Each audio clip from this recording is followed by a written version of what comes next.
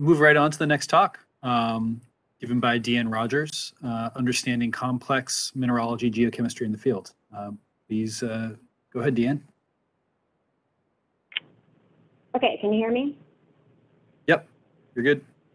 Okay. Okay, so thanks for inviting me. I was asked to consider two questions relating to using instruments to understand complex mineralogy and geochemistry in the field. So the questions were, what kinds of data could be used, interpreted in the field and close to real time? And then what kinds of data might require more time to process or interpret? And so the thoughts I'm going to deliver today are based on field experiences using different types of portable instrumentation for mineralogy and chemistry at Kilbourne Hole in New Mexico. So Kilbourne Hole is a volcanic crater. I think most of you are familiar with it.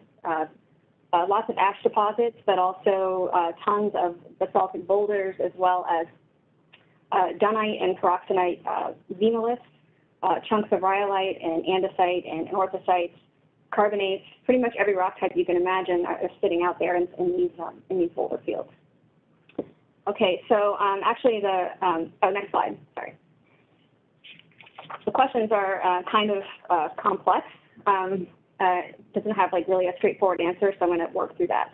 The types of instruments that we've been working with in the field are hyperspectral panoramic imaging. So you can see that on the top left. An example of that is a false color IR image.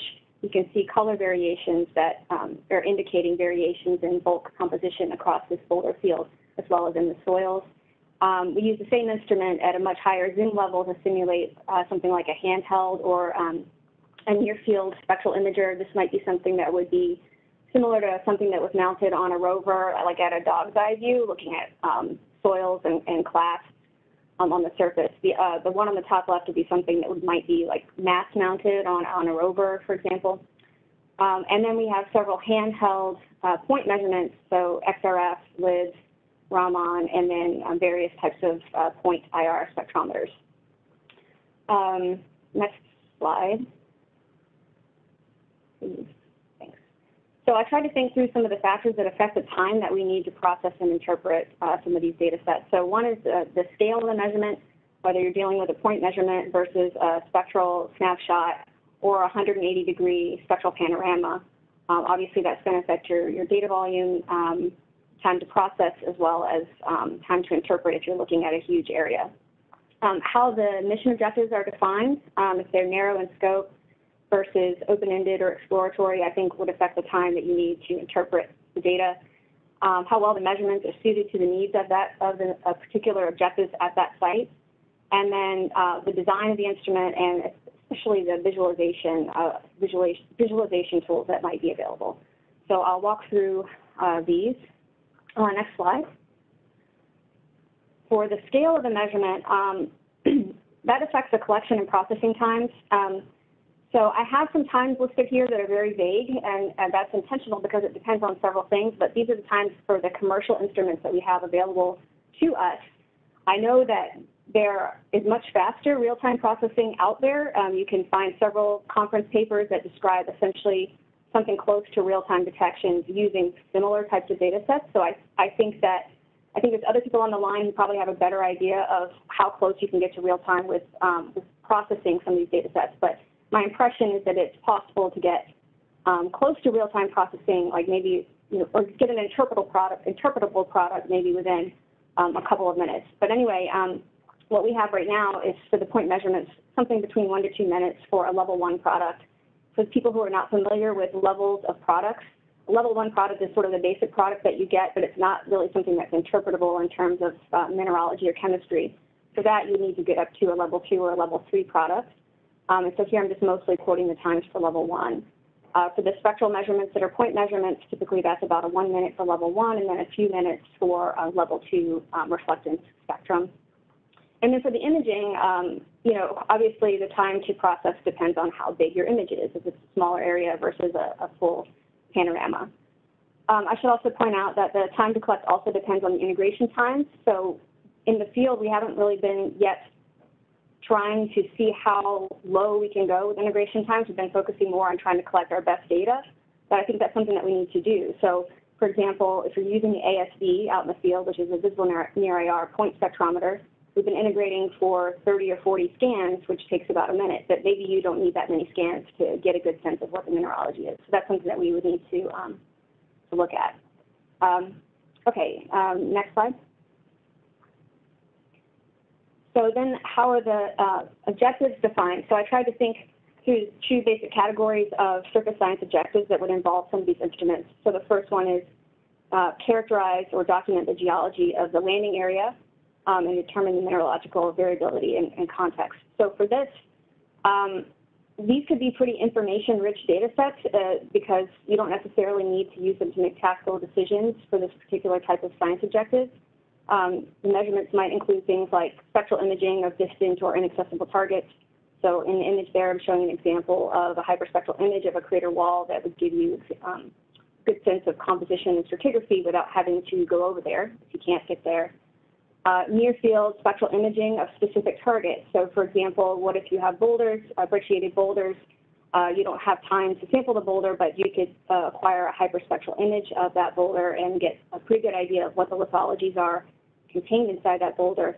Or things like clast surveys. You can see in the image there a visible image of hundreds of dark clasts, and then the equivalent false color IR image that goes along with that. This was collected at Kilbourne just about a month ago.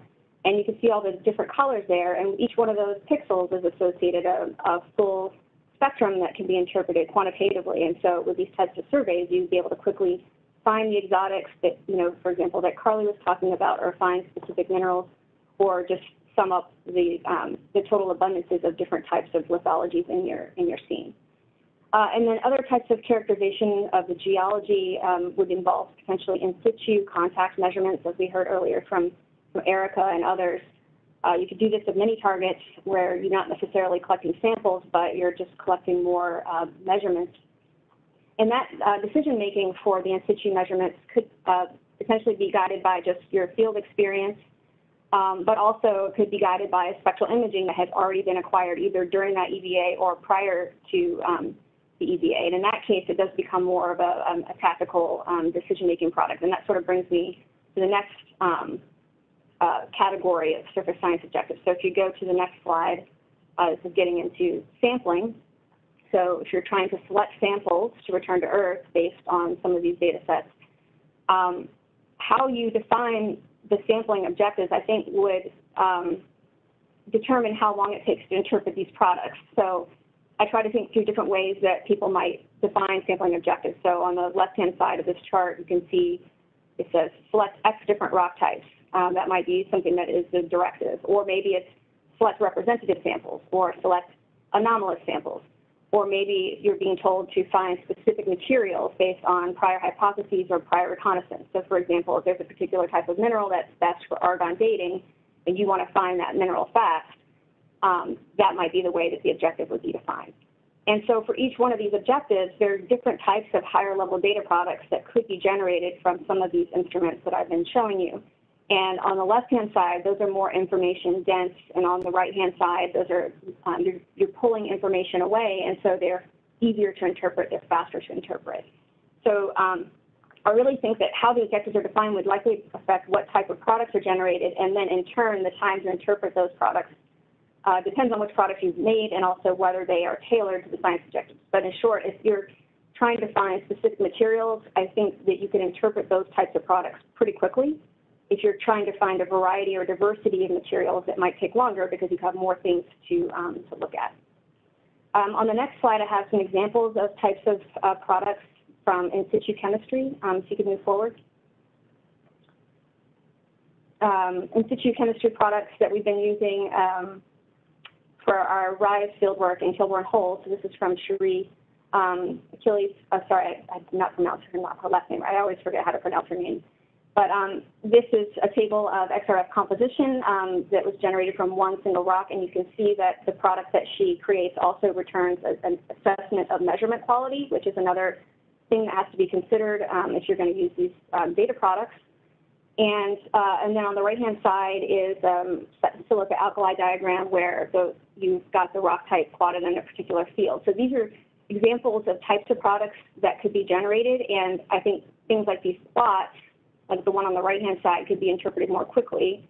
If you're being asked to pick 5 different rock types and you've got, you know, all your points that you've collected so far are in the same field, then you know you haven't met your objective yet. So then there's other types of conceivable products that could be generated pretty quickly. For example, like a yes-no match to a specific chemistry field or to a previously collected sample. So if you says, yes, we've already collected something like this, move on, versus no, this is something different.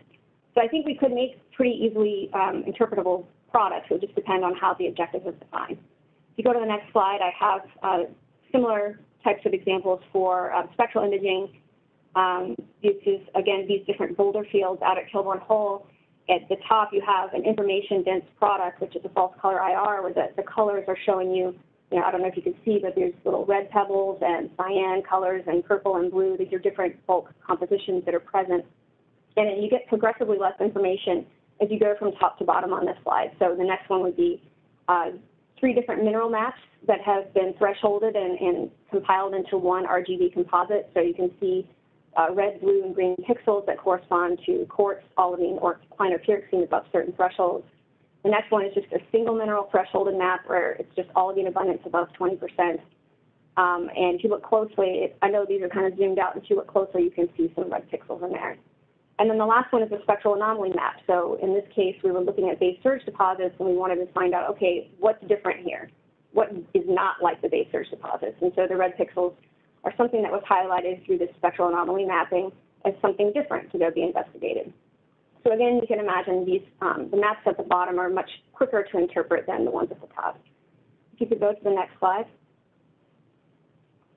So the other factor I was thinking about is whether the measurements are optimized for the science objectives and the materials of interest at that site. And I think the main point here is just there's no one-size-fits-all instrument for all objectives. All these techniques have their own sensitivities and disadvantages and complications, and they might be really good at doing some things and then moderately good at doing other things.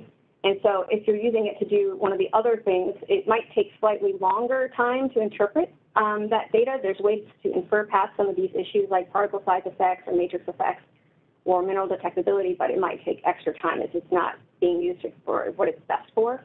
And then carefully prepared spectral libraries or calibration curves and stuff like that would that are tailored for the site would obviously help, and of course I assume that that would be done if we were sending these up there.